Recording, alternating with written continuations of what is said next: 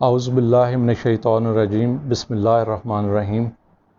آج صاحب قرآن پہ جو لیکچرز کی سیریز حاجی صاحب نے شروع کی ہے، اس کا باب اسوہ حسنہ انشاءاللہ آج ڈسکس کریں گے۔ اب تک ہم نے جتنا حضور صلی اللہ علیہ وسلم کی زندگی کو دیکھ لیا ہے، پڑھ لیا ہے، اس میں اب اسوہ حسنہ میں اس کا لب لباب انشاءاللہ ڈسکس ہوگا۔ آج کا لیکچر شروع کرنے سے پہلے میں تحور بشیر ہرل سے ریکویسٹ کروں گا کہ تلاوت کلام پاک سے آغاز کریں۔ اعوذ باللہ من الشیطان الرجیم، بسم اللہ الرحمن الرحیم۔ قل هو اللہ احد اللہ الصمد لم یلد ولم یولد ولم یکن له کفوا احد، صدق اللہ العظیم۔ جزاک اللہ۔ میرا نام لئیک الرحمن ہرل ہے، میں محمد بشیر ہرل صاحب کا چھوٹا بیٹا ہوں۔ وہ اپنی ناسازی طبیعت کی وجہ سے کنٹینیو نہیں کر پا رہے تھے، تو اس لیے انہوں نے مجھے حکم دیا ہے آج میں آپ کی خدمت پیش کرتا ہوں سارا۔ اسوہ حسنہ، لقد کان لکم فی رسول اللہ اسوۃ حسنہ۔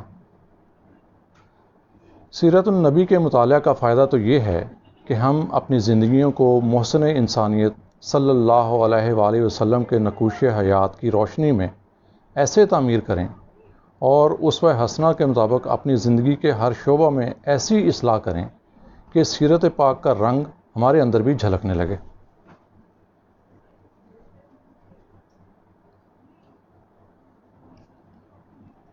سادہ طرز زندگی اپنانا چاہیے۔ حضرت محمد صلی اللہ علیہ وسلم 40 سال بطور ایک معزز شہری و تاجر اور 23 سال بطور نبی اور رسول بھرپور زندگی گزار کر اپنے خالق و مالک کے پاس واپس چلے گئے۔ وفات کے وقت آپ صلی اللہ علیہ وآلہ وسلم ایک بڑی قوم کے رہنما اور ایک مضبوط سلطنت کے والی تھے، اور مختلف صوبوں سے کثیر مقدار میں جزیہ وغیرہ آ رہا تھا۔ حضور کی زندگی میں حجاز، جزیرہ عرب اور عراق و شام کے نواحی علاقے فتح ہو چکے تھے۔ خمس اور صدقات بھی حاضر کیے جاتے تھے، لیکن ان سب کو صرف اللہ کی راہ پر خرچ کرتے، اور جب تک زندہ رہے آپ صلی اللہ علیہ وسلم کی زندگی عرب دستور کے مطابق سادگی کا نمونہ رہی۔ نمائش اور اسراف کا شائبہ بھی نہ تھا۔ ازواج مطہرات کے اخراجات کے لیے بنو نذیر کے نخلستان میں حصہ مقرر کر دیا گیا تھا، جس کی فصل سے سال بھر کا خرچہ چلتا۔ فتح خیبر کے بعد امہات المومنین کا وظیفہ فی کس 80 وسق یعنی 14,500 کلوگرام کھجور اور 20 وسق یعنی 3,500 کلوگرام جو سالانہ مقرر کیا گیا۔ ایک وسق 180 یا بقول مولانا اشرف علی تھانوی 200 کلوگرام کے برابر ہے۔ گھر کے انتظامات حضرت بلال کے ذمہ تھے۔ ازواج مطہرات کے ایک ایک کمرہ پر مشتمل مکانات باہم جڑے ہوئے تھے۔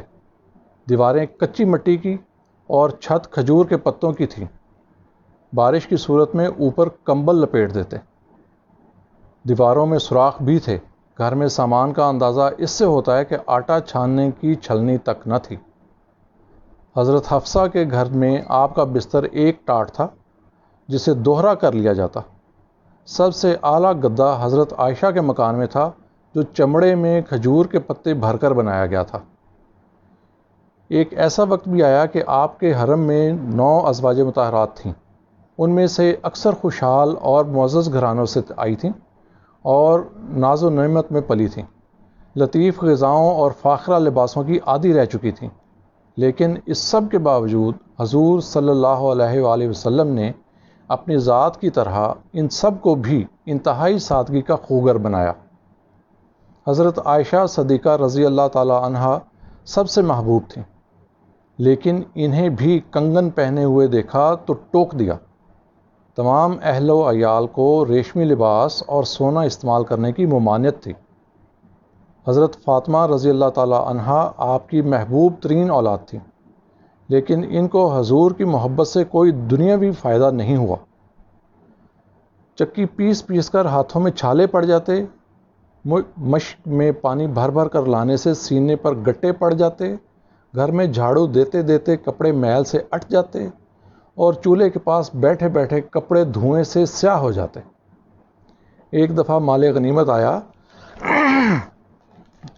تو آپ صلی اللہ علیہ وآلہ وسلم سے اپنی کیفیت بیان کر کے 2 خدام طلب کیے۔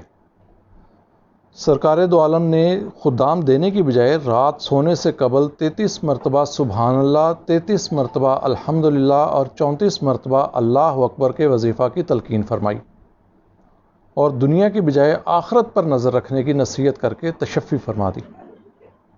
جب آپ صلی اللہ علیہ وآلہ وسلم کی رحلت ہوئی، پورا خطہ عرب فتح ہو چکا تھا اور ایک عظیم سلطنت قائم ہو چکی تھی۔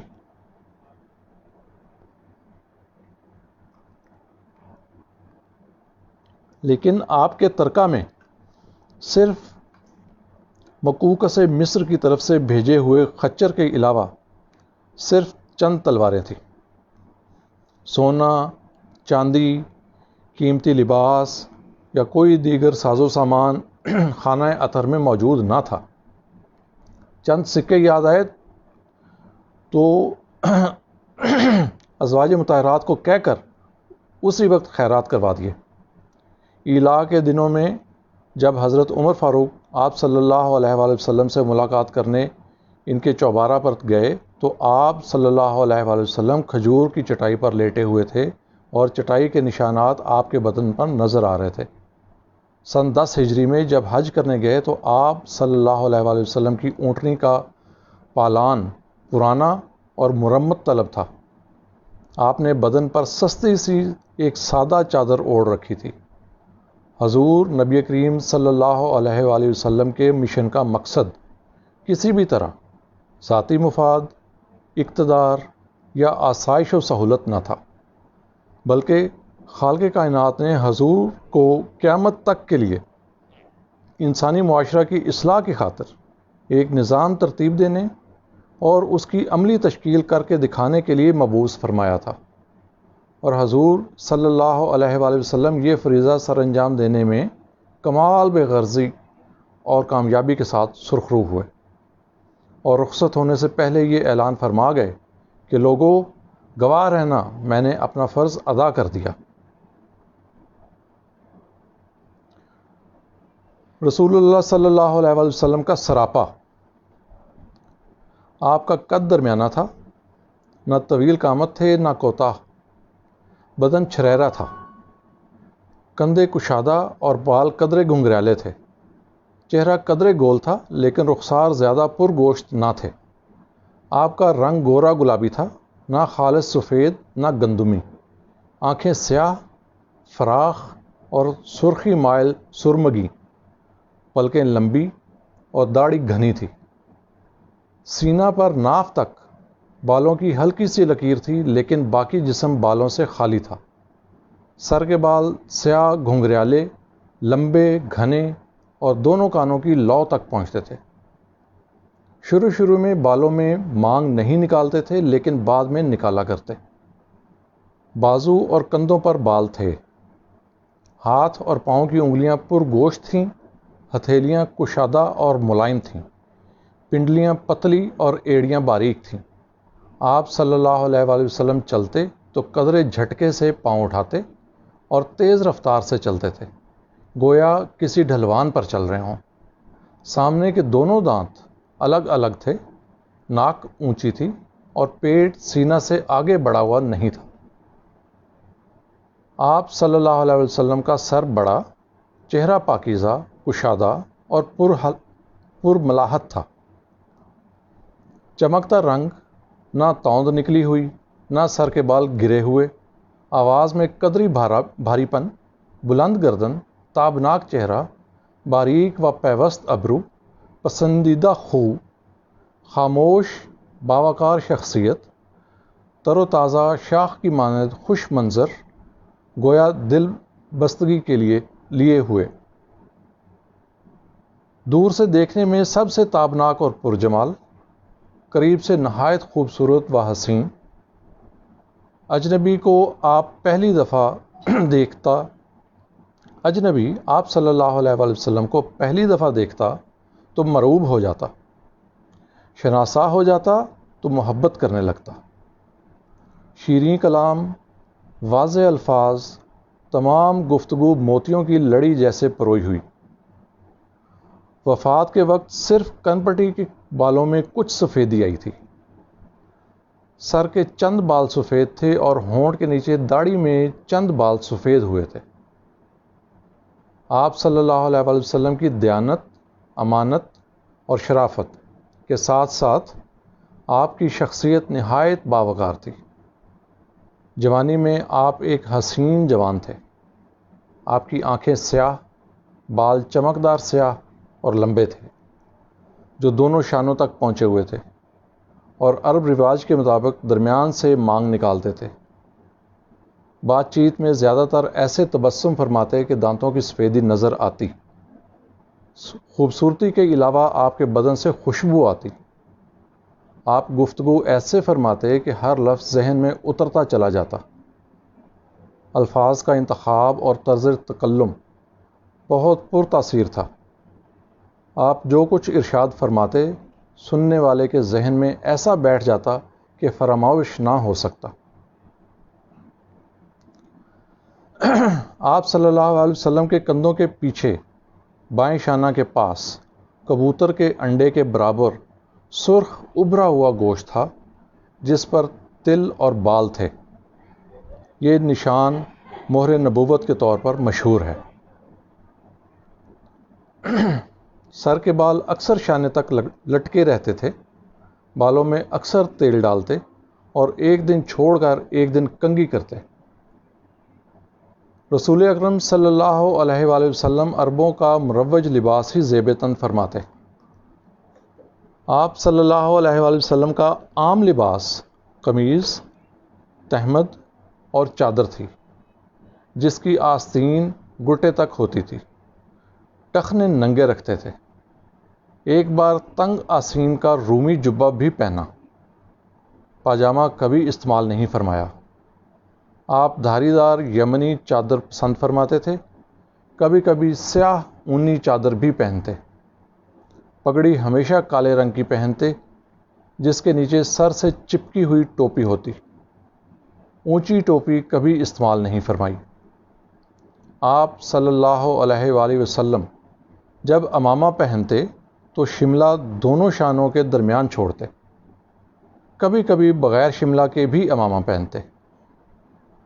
آپ صلی اللہ علیہ وآلہ وسلم کے پاس دو سبز چادریں تھیں، ایک سیاہ خیس اور ایک سرخ دھاریوں والا خیس بھی تھا۔ سردی میں اکثر اوقات کمبل، موٹا خیس یا موٹی چادر پہنتے، حالانکہ صحابہ کو سونے کے تاروں والی دیبا کی قبائیں بھی تقسیم فرمائیں۔ حضور صلی اللہ علیہ وآلہ وسلم چمڑے کا جوتا پہنتے جس میں انگلیوں کے لیے دو تسمے ہوتے تھے، ایک دوہرا تسمہ جوتے کی پشت پر بھی ہوتا۔ آپ صلی اللہ علیہ وآلہ وسلم داہنے ہاتھ میں چاندی کی انگوٹھی بھی پہنتے جس میں عقیق جڑا ہوا تھا۔ بیت الخلاء جاتے وقت انگشتری نکال دیتے۔ مہر نبوت والی انگوٹھی الگ محفوظ رکھی ہوتی جس کے لیے ایک خادمہ مامور تھی۔ آپ صلی اللہ علیہ وآلہ وسلم کا عام لباس قمیض، تہمد اور چادر تھی۔ موزوں کی عادت نہ تھی، لیکن نجاشی نے چمڑے کے جو سیاہ موزے بھیجے تو آپ صلی اللہ علیہ وآلہ وسلم نے وہ استعمال فرمائے۔ آپ صلی اللہ علیہ وآلہ وسلم عربوں کی عام خوراک ہی کھاتے، لیکن نہایت سادہ، سیدھے بیٹھ کر کھاتے۔ ایک وقت میں صرف ایک خوراک کھاتے، مثلا اگر روٹی کھائی ہے تو کھجور نہ کھاتے۔ آپ کو جو، کھجور، انجیر، انگور، شہد، تربوز، دودھ، کھمبی، انار، زیتون کا تیل، سرکہ اور پانی کا استعمال مرغوب تھا۔ رات کو بھوکا سونے سے منع فرماتے اور کھانا کھاتے ہی سو جانے سے بھی منع فرمایا۔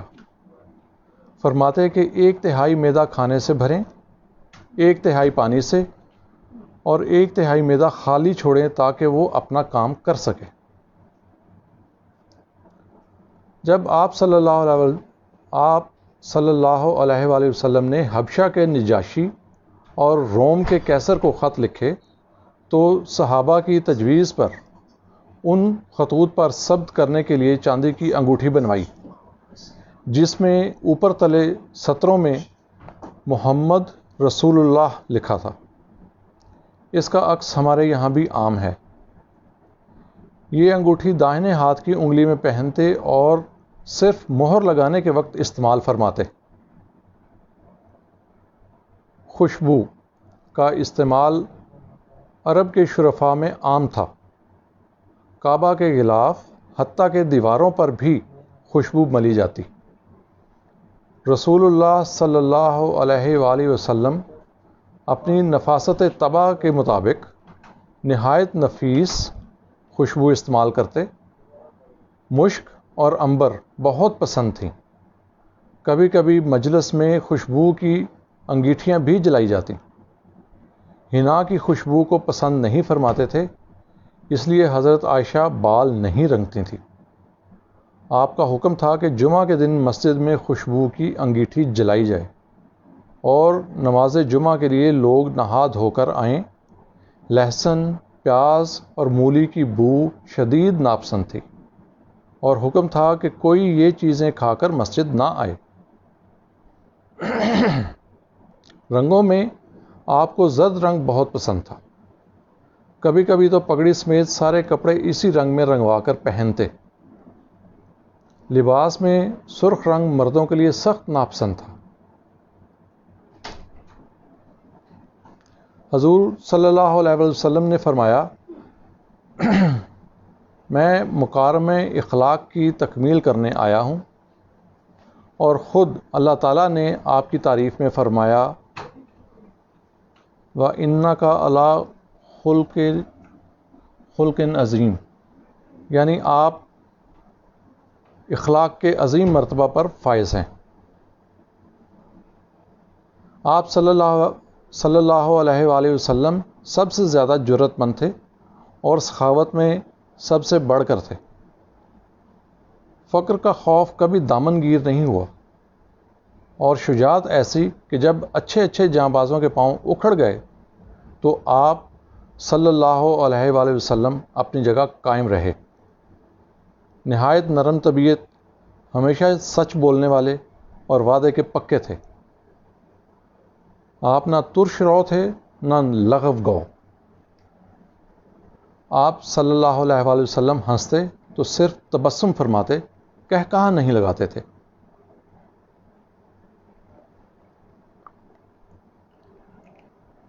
بردباری، قوت برداشت، درگزر اور صبر آپ کی طبیعت ثانیہ تھے۔ حتیٰ کہ دشمنوں کی ایذا رسانی جتنی بڑھتی گئی، آپ کے صبر و حلم میں کمی کی بجائے اتنا ہی اضافہ ہوتا گیا۔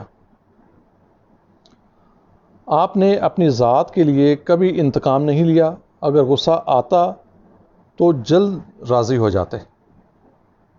آپ صلی اللہ علیہ وآلہ وسلم سب سے زیادہ حیادار اور پست نگاہ تھے۔ اپنی نظریں کسی کے چہرے پر نہیں گاڑتے تھے۔ جب آپ کو کوئی بات ناگوار گزرتی تو چہرے سے پتہ چل جاتا۔ آپ صلی اللہ علیہ وآلہ وسلم کسی کو کوئی سخت بات منہ پر نہ کہتے۔ اگر کسی دوسرے کی کوئی بات ناگوار آپ کو معلوم ہو جاتی تو نام لے کر اس کا ذکر نہ کرتے، بلکہ یوں فرماتے کہ کیا بات ہے، کچھ لوگ ایسا کر رہے ہیں۔ جب کسی کی طرف توجہ کرتے تو پورے وجود کے ساتھ متوجہ ہوتے۔ جب آپ خوش ہوتے تو چہرہ دمک اٹھتا، اور جب غصہ آتا تو چہرہ سرخ ہو جاتا۔ آپ شروع سے ہی بلند ترین مرتبہ کے عادل، امین اور صادق تھے، حتیٰ کہ ایک بار ابو جہل نے بھی آپ صلی اللہ علیہ وآلہ وسلم سے کہا کہ ہم لوگ آپ کو جھوٹا نہیں کہتے بلکہ آپ کے پیغام اسلام کو جھٹلاتے ہیں۔ آپ تکبر سے دور رہتے اور صحابہ کرام کو اپنے سامنے کھڑا رہنے سے منع فرماتے۔ صحابہ میں کسی امتیاز کے بغیر ایک آدمی کی طرح بیٹھتے تھے۔ مسکینوں کی بیمار پرسی فرماتے، غلاموں کی دعوت قبول فرماتے اور غریبوں کے ساتھ اٹھتے بیٹھتے۔ آپ صلی اللہ علیہ وآلہ وسلم کی گفتگو میں شائستگی اور شگفتگی ہوتی اور مطلب واضح ہوتا، الفاظ نکھرے نکھرے، فکر واضح اور انداز بے تکلف ہوتا۔ آپ صلی اللہ علیہ وآلہ وسلم عرب کے ہر قبیلہ سے انہی کی با محاورہ زبان میں گفتگو فرماتے، بلا ضرورت نہ بولتے، اور جب بات کرتے تو شروع سے آخر تک ہر لفظ واضح ادا فرماتے۔ جب اشارہ فرماتے تو پوری ہتھیلی سے اشارہ فرماتے۔ ہر قوم یا قبلہ کے معزز آدمی کی تکریم فرماتے۔ لوگوں کی شرارتوں اور فتنوں سے محتاط رہتے اور ان سے بچاؤ اختیار فرماتے۔ کسی چیز کی مذمت نہیں فرماتے تھے، اپنے ساتھیوں کا حال احوال دریافت فرماتے، غافل کبھی نہ ہوتے، ہمیشہ مستعد رہتے، اپنے لیے کوئی امتیازی جگہ مخصوص نہ فرماتے، مجلس میں جاتے تو جہاں جگہ ملتی وہیں بیٹھ جاتے اور دوسروں کو بھی ایسا ہی کرنے کی نصیحت فرماتے۔ آپ کی مجلس حلم و حیا اور صبر و امانت کی مجلس ہوتی۔ وہاں نہ آوازیں بلند کی جاتی، نہ گپ بازی ہوتی تھی، اور نہ ہی کسی کی عزت پر حرف آتا تھا۔ اگر کوئی بات کر رہا ہوتا تو کوئی دوسرا اس وقت تک منہ نہ کھولتا جب تک پہلا اپنی بات مکمل نہ کر لیتا۔ آپ کسی کو شرمندہ نہ کرتے اور کسی کی توہین روا نہیں رکھتے تھے۔ آپ صلی اللہ علیہ وآلہ وسلم اپنی مجلس میں سب سے زیادہ باوقار ہوتے۔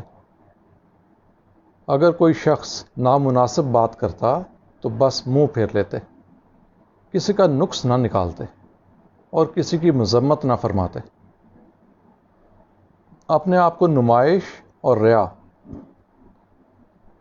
چیزوں کی کثرت سے اور بے معنی باتوں سے بچا کر رکھتے، زیادہ غصہ نہ فرماتے، جس چیز کی خواہش نہ ہوتی اس کی طرف توجہ نہ فرماتے۔ آپ نرم خو تھے، چھوٹی چھوٹی باتوں پر اظہار تشکر فرماتے تھے، کسی چیز کو برا نہیں کہتے تھے، کھانا جس قسم کا سامنے آ جاتا تناول فرما لیتے تھے، اور برائی کرتے نہ تعریف۔ کوئی اگر کسی امر حق کی مخالفت کرتا تو آپ کو غصہ آ جاتا، لیکن خود اپنے ذاتی معاملہ میں آپ کو کبھی غصہ نہ آیا اور نہ کسی سے کبھی کوئی انتقام لیا۔ انسان کے حالات کا واقف بیوی سے بڑھ کر کون ہو سکتا ہے؟ بعثت کے وقت حضرت خدیجہ الکبریٰ سے نکاح کو 15 برس بیت چکے تھے اور وہ عمر میں بھی آپ سے 15 سال بڑی تھیں۔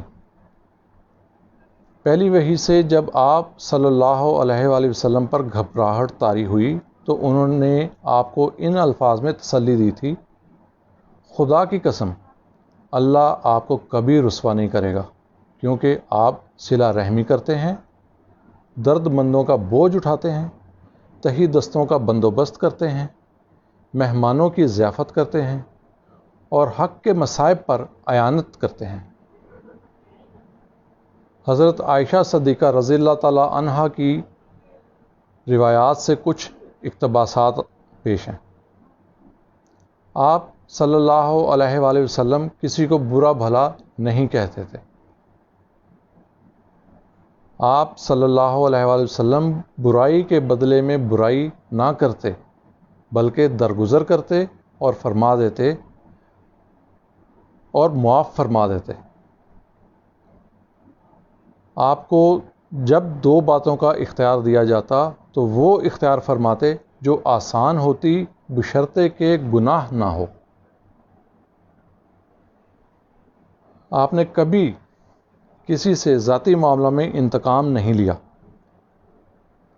آپ نے نام لے کر کبھی کسی پر لعنت نہیں کی۔ آپ نے کبھی کسی غلام، لونڈی، عورت اور کسی جانور کو ہاتھ سے نہیں مارا۔ آپ نے کبھی کسی کی درخواست رد نہیں فرمائی جب تک وہ ناجائز نہ ہو۔ آپ صلی اللہ علیہ وآلہ وسلم جب گھر کے اندر تشریف لاتے تو ہنستے اور مسکراتے ہوئے آتے۔ آپ صلی اللہ علیہ وآلہ وسلم دوستوں میں پاؤں پھیلا کر نہیں بیٹھتے تھے۔ آپ باتیں ٹھہر ٹھہر کر اس طرح فرماتے تھے کہ اگر کوئی یاد رکھنا چاہے تو رکھ لے۔ آپ صلی اللہ علیہ وآلہ وسلم اپنے جوتے خود ٹانگتے، اپنے کپڑے خود سی لیتے اور اپنے کام خود ہی کر لیتے تھے۔ ایک مرتبہ حضرت حسن رضی اللہ تعالیٰ عنہ نے حضرت علی رضی اللہ تعالیٰ عنہ سے حضور صلی اللہ علیہ وآلہ وسلم کے اخلاق و عادات کے متعلق سوال کیا تو حضرت علی رضی اللہ تعالیٰ عنہ نے بتایا، آپ صلی اللہ علیہ وآلہ وسلم خندہ جبین، نرم خو، مہربان طبع تھے، سخت مزاج اور سنگ دل نہ تھے، بات بات پر غصہ نہیں کرتے تھے اور کوئی برا کلمہ منہ سے نہیں نکالتے تھے۔ کوئی ایسی بات ہوتی جو آپ کو ناپسند ہوتی تو اغماض برتتے تھے۔ کوئی آپ صلی اللہ علیہ وآلہ وسلم سے امید رکھتا تو آپ اس کو نا امید نہیں کرتے تھے۔ مزاج شناس، آپ صلی اللہ علیہ وآلہ وسلم کے تیور سے آپ کا مقصد سمجھ جاتے تھے۔ آپ صلی اللہ علیہ وسلم ان تین چیزوں سے بالکل دور رہے۔ نمبر 1، بحث مباحثہ۔ نمبر 2، ضرورت سے زیادہ بات۔ نمبر 3، جو بات مطلب کی نہ ہو اس میں پڑنا۔ دوسروں کے بارے میں بھی 3 باتوں سے پرہیز کرتے تھے: کسی کو برا کہنا، کسی کی عیب گیری کرنا اور کسی کے اندرونی حالات کی ٹو میں رہنا۔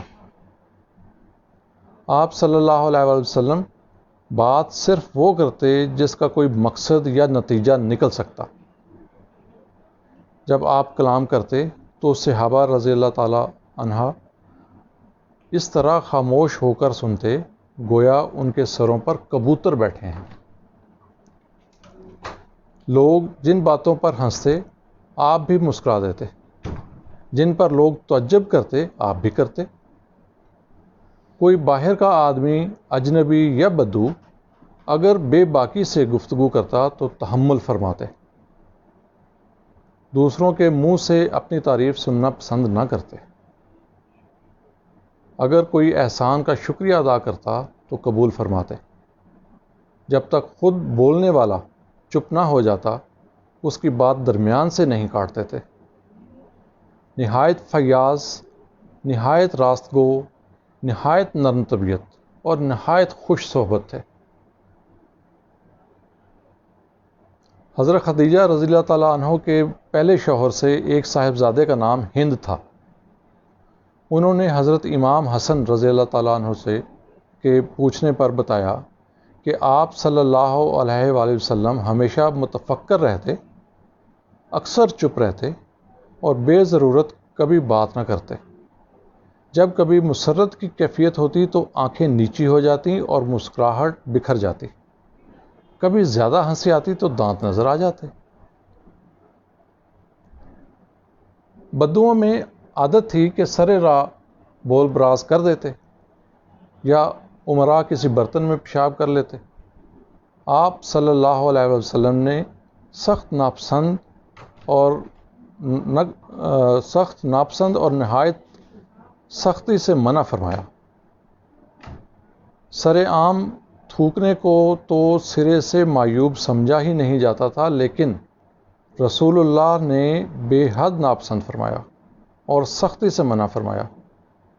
ایک صحابی نے نماز کی جماعت کرواتے ہوئے تھوک دیا تو نماز کے بعد آپ نے فرمایا آئندہ یہ نماز نہ پڑھائے۔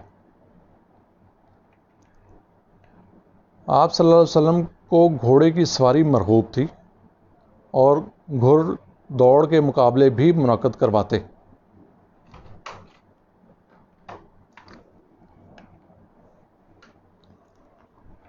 جن کا انتظام حضرت علی رضی اللہ تعالیٰ عنہ کے سپرد تھا۔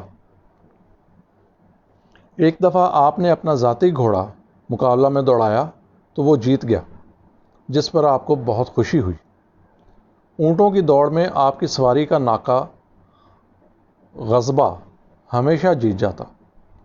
ایک دفعہ ایک بدو کا اونٹ دوڑ جیت گیا تو صحابہ کا دل خراب ہوا، لیکن آپ نے فرمایا خدا پر حق ہے کہ دنیا کی جو چیز گردن اٹھائے اسے نیچا دکھایا جائے۔ تقریر کرتے وقت نفس مضمون کے مطابق آپ صلی اللہ علیہ وآلہ وسلم کا بدن بھی تاثرات دیتا۔ جو شیلی بات کرتے وقت مٹھی بند کرتے اور کھولتے، اور کبھی آپ صلی اللہ علیہ وآلہ وسلم کا جسم مبارک دائیں بائیں جھکتا، یعنی آپ جو کچھ فرماتے دل و جان سے فرماتے۔ خطبات میں تاثیر معجزہ کی حد تک تھی، پتھر سے پتھر دل بھی سن کر موم ہو جاتے تھے۔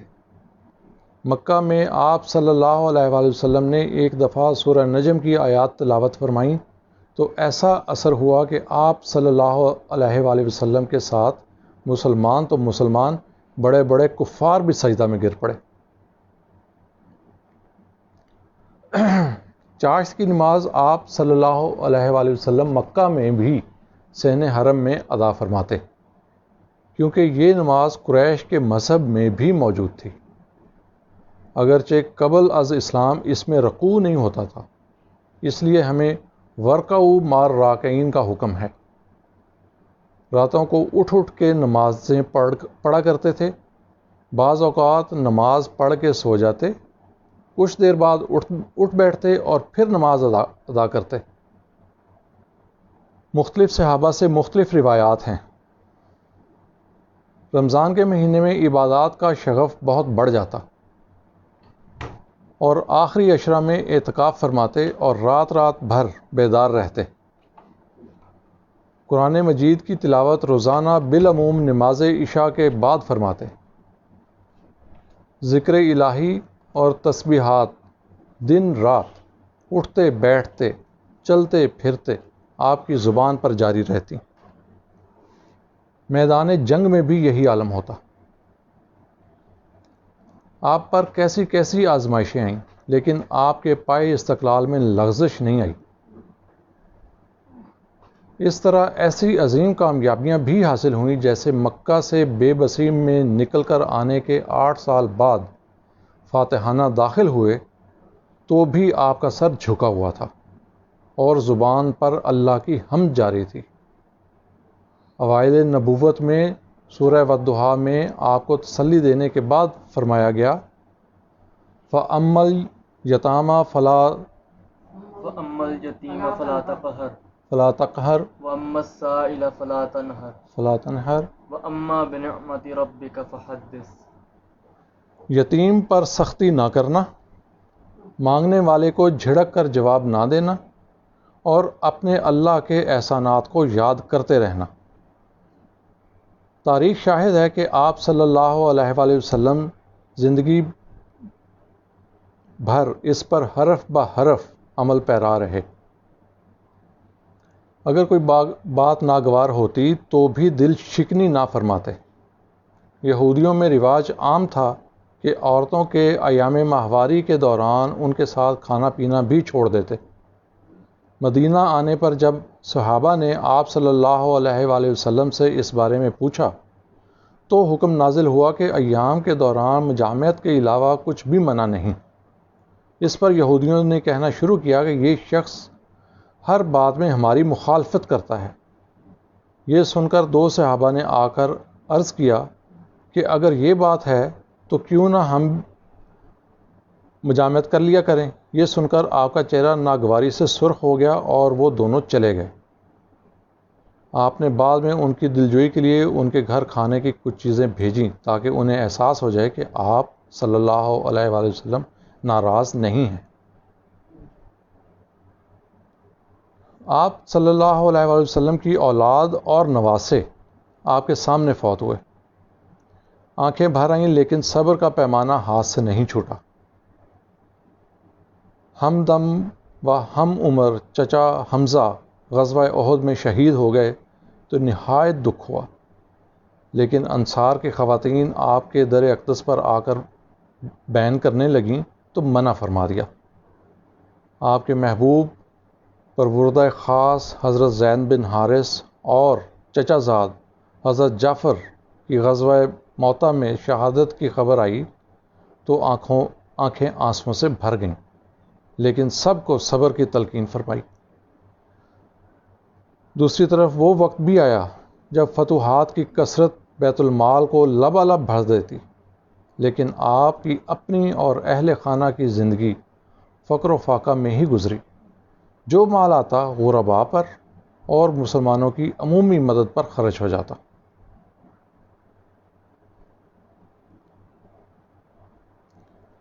پیدائش سے لے کر صاحب اولاد ہونے تک آپ صلی اللہ علیہ وآلہ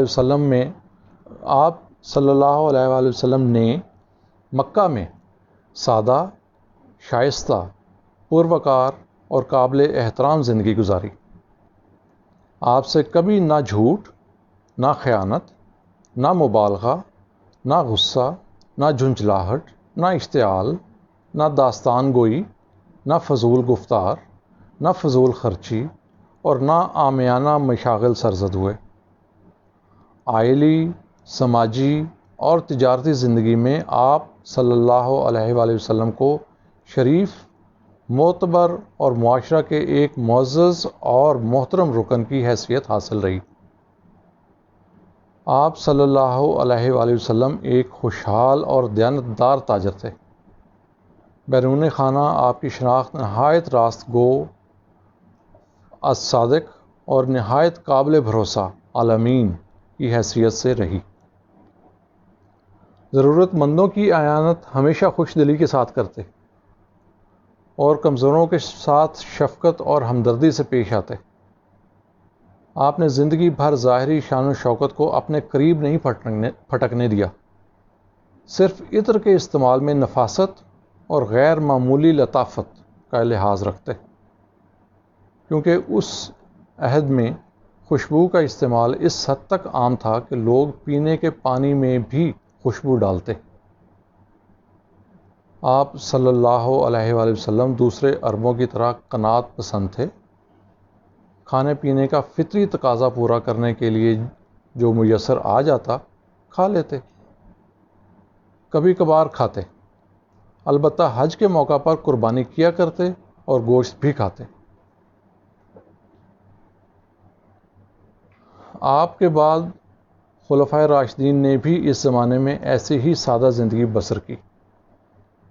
جب 10 سال کے قلیل عرصہ میں ایران، شام اور مصر کو اپنی قلمرو میں شامل کر لیا، تا کہ امیر معاویہ رضی اللہ تعالیٰ عنہ نے شام کی خلافت کے دوران بازنطینیوں کی طرح شان و شوکت کے مظاہر کو اختیار کیا۔ حضور صلی اللہ علیہ وآلہ وسلم تجارتی سفر پر جاتے رہتے تھے، اس لیے آپ صلی اللہ علیہ وآلہ وسلم کو تمام عرب قبائل کے حالات اور ان کے مزاج سے بخوبی آگاہی تھی۔ دیانت میں آپ کی شہرت ایسی تھی کہ مکہ کے ہر تاجر کی خواہش ہوتی کہ اس کے تجارتی کام آپ صلی اللہ علیہ وآلہ وسلم سر انجام دیں۔ حضرت محمد مصطفیٰ صلی اللہ علیہ وآلہ وسلم برائی کا بدلہ برائی سے، جہالت کا جواب جہالت سے یا درستی کا جواب درستی سے نہ دیتے۔ ایک دفعہ ایک بدو امداد کے لیے حاضر ہوا اور آپ کی چادر پکڑ کر ایسے کھینچی کہ آپ کے کندھے پر نشان پڑ گیا۔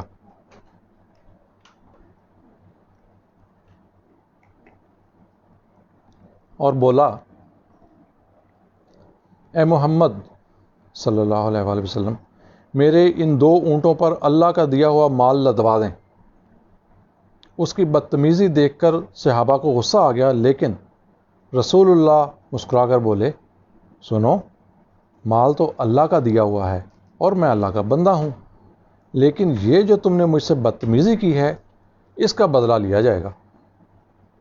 بدو بولا، میں جانتا ہوں آپ صلی اللہ علیہ وآلہ وسلم ایسا نہیں کریں گے۔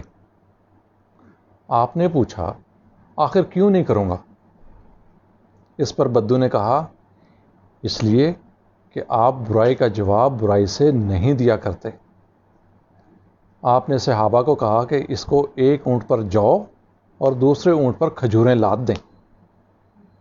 ایک دفعہ کچھ یہودی آپ صلی اللہ علیہ وآلہ وسلم کے گھر حاضر ہوئے اور السلام علیکم کی بجائے السلام علیکم کہا، جس کا مطلب ہے کہ تم پر موت آئے۔ آپ صلی اللہ علیہ وآلہ وسلم نے جواب میں صرف وعلیکم کہا۔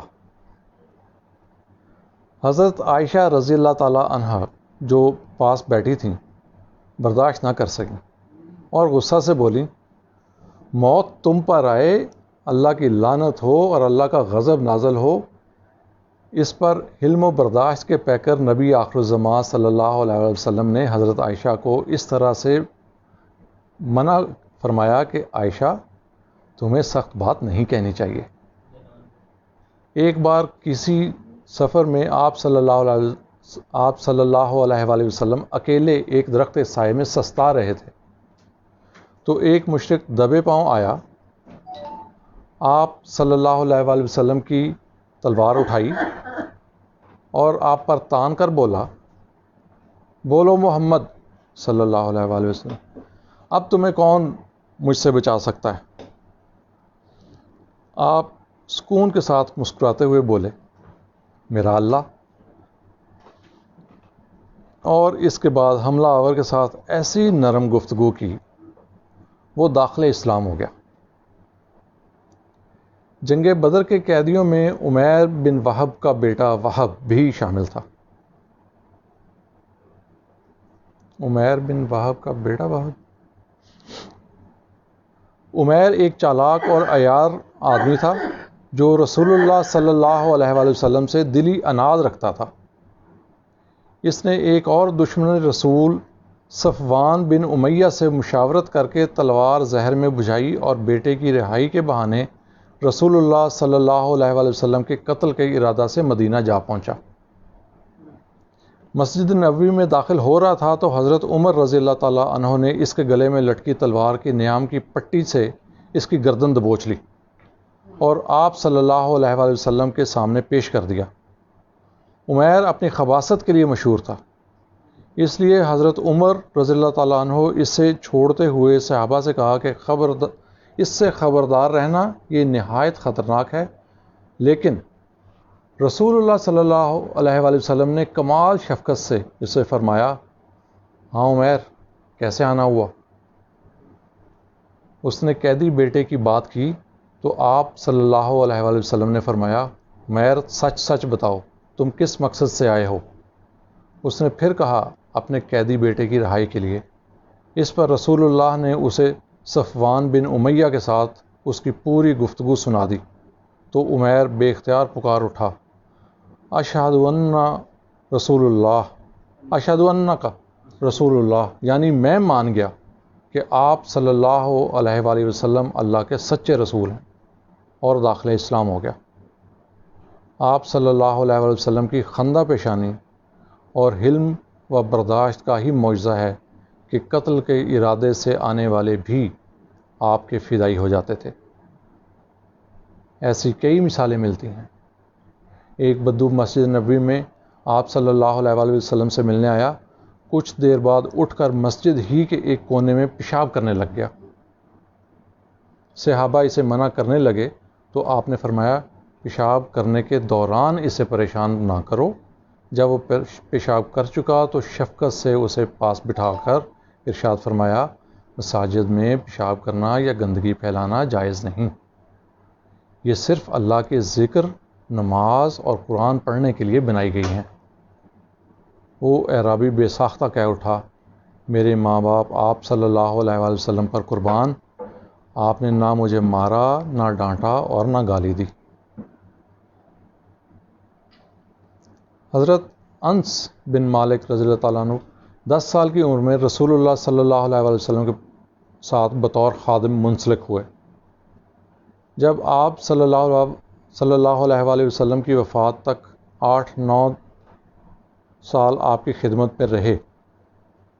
وہ فرماتے ہیں، اس دوران میں کبھی ایسا نہیں ہوا کہ آپ نے مجھے کسی بات پر ڈانٹا ہو یا یہ کہا ہو کہ تم نے ایسا کیوں نہیں کیا۔ ایک دن آپ صلی اللہ علیہ وسلم نے مجھے کسی کام کے لیے بھیجنا چاہا تو میں نے کہا میں نہیں جاؤں گا۔ یہ کہہ کر گھر سے نکلا تو گلی میں لڑکے کھیل رہے تھے، میں بھی ان کے پاس کھڑا ہو گیا۔ تھوڑی دیر بعد آپ صلی اللہ علیہ وآلہ وسلم آ کر میرے پیچھے کھڑے ہو گئے اور میرے دونوں کندھوں پر ہاتھ رکھ کر مسکرانے لگے۔ میں نے گھوم کر دیکھا تو ہنس کر بڑی محبت سے فرمایا، میرے پیارے بچے، میں نے تمہیں جہاں جانے کا کہا تھا وہاں چلے جاؤ۔ میں نے عرض کی کہ جی اب میں جاتا ہوں، اور میں آپ صلی اللہ علیہ وآلہ وسلم کے بتائے ہوئے کام کی طرف چلا گیا۔ ایک دفعہ کہیں سے کپڑے آئے تو ان میں ایک بڑی خوبصورت چادر تھی۔ آپ صلی اللہ علیہ وآلہ وسلم نے فرمایا، بوجھو میں یہ چادر کس کو دوں گا؟ اور پھر ایک صحابی کی بچی کا نام لے کر بلایا کہ ام خالد کو بلاؤ۔ وہ بچی آئی تو اسے شال پہنائی اور فرمایا، ام خالد یہ کپڑا تمہیں بہت جچ رہا ہے، بہت خوبصورت ہے۔ بچی یہ تحفہ لے کر خوشی سے نہال ہو گئی، اور آپ صلی اللہ علیہ وآلہ وسلم نے اسے 3 بار یہ دعا دی، تم اسے پرانا ہونے تک ایک لمبا عرصہ پہنو، یعنی برسہ برس جیو۔ اسی طرح ایک اور موقع پر ایک خوبصورت ہار آیا تو آپ صلی اللہ علیہ وآلہ وسلم نے فرمایا، یہ میں سب سے پیاری بچی کو دوں گا۔ پھر حضرت زینب رضی اللہ تعالیٰ عنہ کی بیٹی امامہ کو پہنایا، جو آپ کی پیاری نواسی تھی۔ ایک یہودی بچہ جو مسلمان نہیں تھا، آپ صلی اللہ علیہ وآلہ وسلم کا قریبی ہمسایہ تھا۔ اسے آپ صلی اللہ علیہ وآلہ وسلم کے ساتھ ایسی الفت تھی کہ آپ کے چھوٹے چھوٹے کام کرتا رہتا۔ وضو کا پانی لے آتا، گھر سے یا مسجد سے باہر نکلنے لگتے تو آپ کا جوتا سامنے لے آتا تھا، اور کسی کو کوئی چیز یا پیغام بھیجنا ہوتا تو بھاگ کر دے آتا۔ وہ لڑکا بیمار ہو گیا اور کئی روز تک آپ صلی اللہ علیہ وآلہ وسلم کی خدمت میں حاضر نہ ہوا، تو آپ کو تشویش ہوئی۔ پتہ کرنے پر معلوم ہوا کہ وہ بیمار ہے۔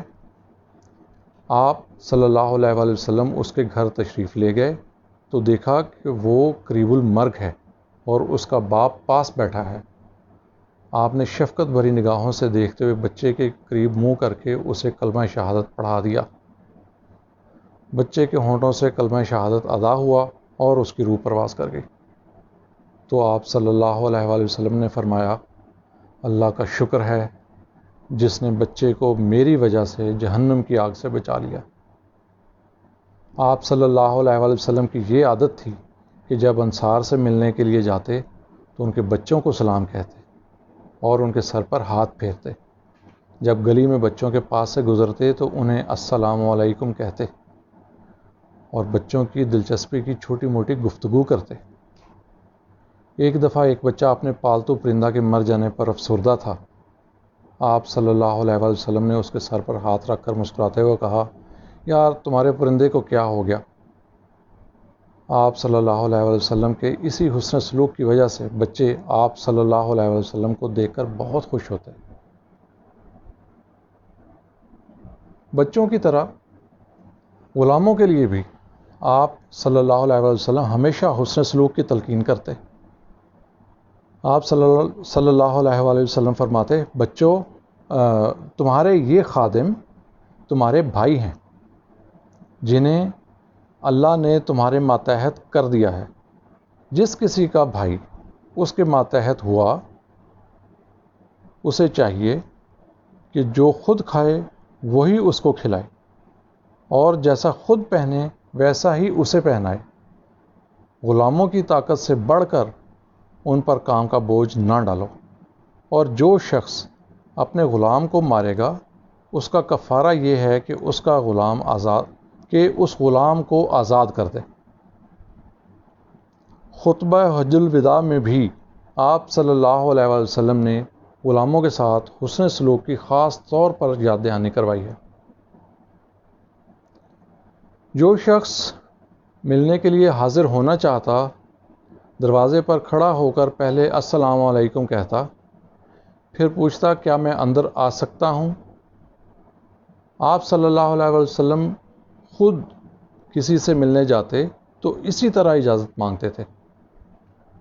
کوئی شخص اس طریقہ کے خلاف کرتا تو آپ اس کو واپس کر دیتے۔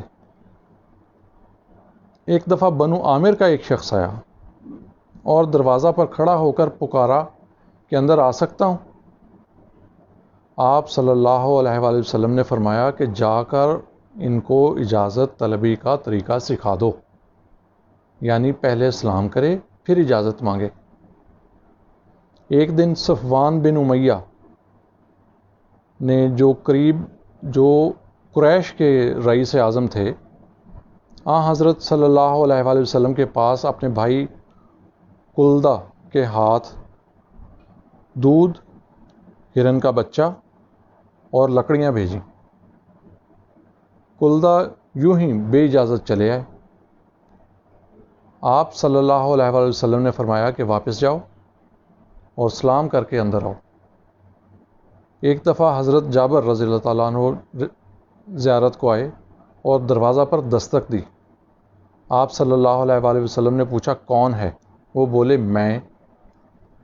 آپ صلی اللہ علیہ وآلہ وسلم نے فرمایا میں یعنی یہ کیا طریقہ ہے؟ نام بتانا چاہیے۔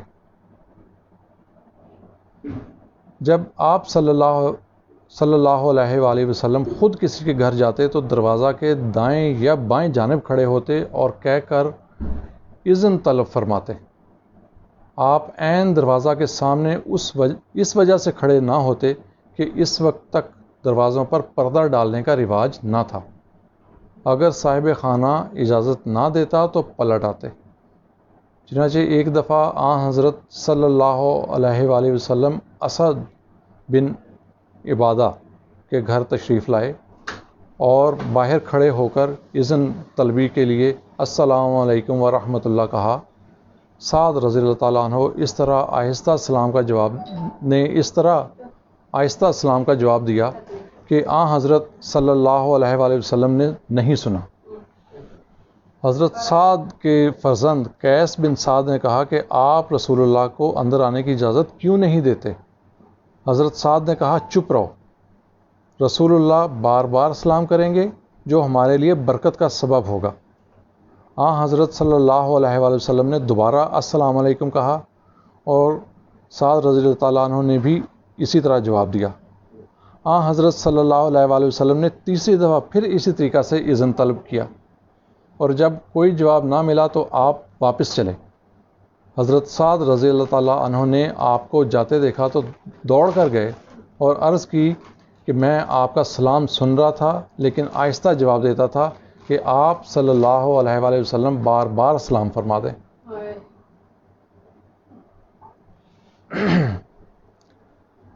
آج کا لیکچر یہیں تک رکھتے ہیں، انشاءاللہ بفضل تعالی باقی کل کریں گے۔ اب میں آپ سب سامعین سے جو ابھی سن رہے اور دیکھ رہے ہیں ان سے بھی، اور جو بعد میں سنیں گے دیکھیں گے ان سے بھی ملتمس ہوں کہ حاجی صاحب کی صحت کی فوری اور مکمل صحت یابی کے لیے ضرور دعا کیجیے۔ آپ کی دعائیں ہمیشہ اور بھرپور شامل حال رہتی ہیں۔ خصوصی دعا کی درخواست ہے۔ اب دعا تحور بشیر حرل آپ کروا دیں۔ بسم اللہ الرحمن الرحیم۔ ربنا آتنا فی الدنیا حسنۃ وفی الآخرۃ حسنۃ وقنا عذاب النار۔ ربنا ظلمنا انفسنا وان لم تغفر لنا وترحمنا لنكونن من الخاسرین۔ اللهم عافنی فی بدنی، اللهم عافنی فی سمعی، اللهم عافني في بصري لا إله إلا أنت اللهم أنت السلام ومنك السلام وإليك يرجع السلام حينا ربنا بالسلام وادخلنا دار السلام تبارك ربنا وتعاليك يا ذا الجلال والإكرام وصلى الله تعالى على خير خلقه محمد وعلى آله وأصحابه أجمعين رب ارحمهما كما ربياني صغيرا آمين ثم آمين رب ارحمهما كما ربياني صغيرا رب ارحمهما كما ربياني صغيرا رب ارحمهما كما